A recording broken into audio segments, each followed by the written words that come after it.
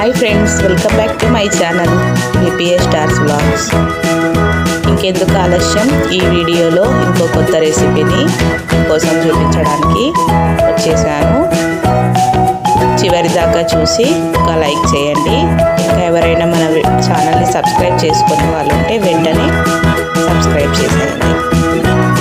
ఇప్పుడైతే ఈ కర్రీకి కావాల్సిన ఇంగ్రీడియంట్స్ ఇంకా దాని తయారీ విధానము చూసేద్దాం.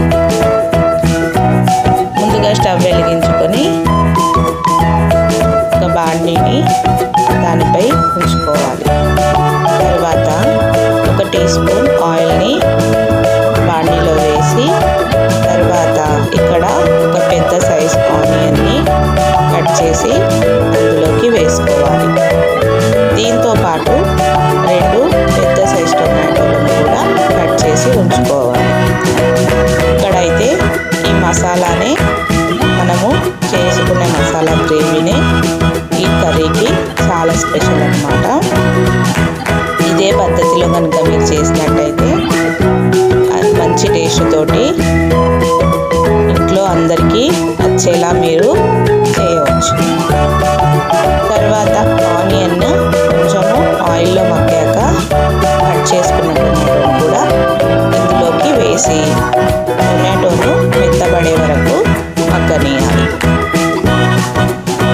ఇంకా ఇందులోకి కావాల్సిన మసాలా దినుసులు చెప్తా వినండి. 1 టేబుల్ స్పూన్ జీలకర్ర, ఇంకా చెక్క, లవంగ, యాలకులు, షాజీరా అంతా కలిపి 1 టేబుల్ స్పూన్.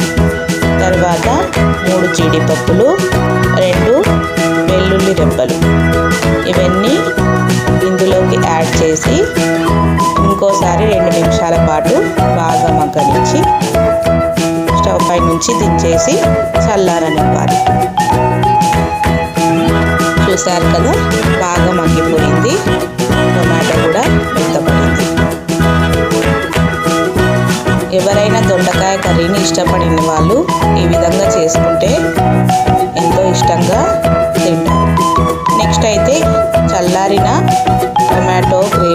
టొమాటోలను మిక్సీ జార్లోకి వేసి ఇక్కడ 2 ముక్కల పచ్చి కొబ్బరిని చిన్న పీస్లలా కట్ చేసి మిక్సీ జార్లోకి వేసుకోవాలి.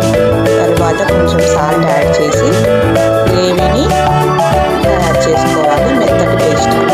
తర్వాత మళ్ళీ స్టవ్ వెలిగించి దానిపై ప్రెషర్ కుక్కర్ని ఉంచుకొని అందులోకి 2 టేబుల్ స్పూన్ ఆయిల్ వేసుకోండి. ఆయిల్ వేశాక 1/2 టేబుల్ స్పూన్ అల్లం వెల్లుల్లి పేస్ట్ని కూడా వేసుకోవాలి. అది కొంచెం వేగాక ఇందులోకి కొన్ని కరివేపాకులను వేయండి. తర్వాత కట్ చేసి ఉంచుకున్న దొండకాయలను కూడా ఇందులోకి వేసుకోవాలి. ఈ దొండకాయలను ఒక 5 నిమిషాల పాటు బాగా మగ్గనివ్వాలి. వీటికి ఉన్న పచ్చి వాసన అంతా పోయేదాకా మగ్గనివ్వాలి. తర్వాత ఇలా 2-3 సార్లు కలుపుతూ దొండకాయలను మగ్గనివ్వాలి.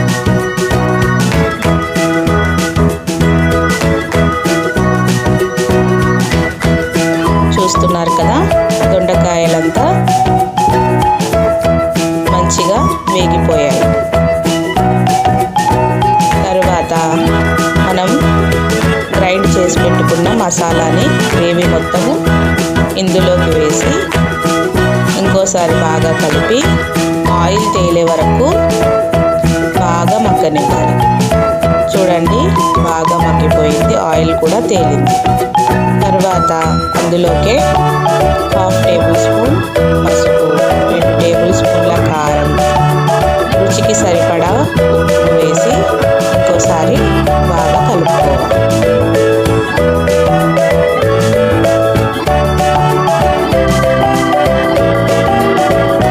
ఇలా ఎందుకు చేసుకోవాలి అంటే, మనం కారం, ఉప్పు, పసుపు అన్నీ వేసాక దొండకాయలోకి మసాలా వేస్తే ఆ టేస్ట్ అనేది దొండకాయలో రాదన్నమాట కర్రీకి. అందుకని నీళ్ళ మీదనే గ్రేవీ వేసుకుంటే టేస్ట్ అనేది బాగుంటుంది. ఒక 5 నిమిషాల పాటు ఉడకనిచ్చాక తర్వాత ధనియాల పొడి ఇంకా కొత్తిమీరను యాడ్ చేయాలి. ఇది కూడా కొంచెం ఉడికేటప్పుడు కుక్కర్కి మూత పెట్టేసి 2 విజిల్స్ వచ్చేదాకా వదిలేయాలి. చివరిగా కర్రీ అయితే తయారైపోయింది. చూడండి ఎంత బాగుందో. ఇది టేస్ట్ అయితే చేసి చూస్తే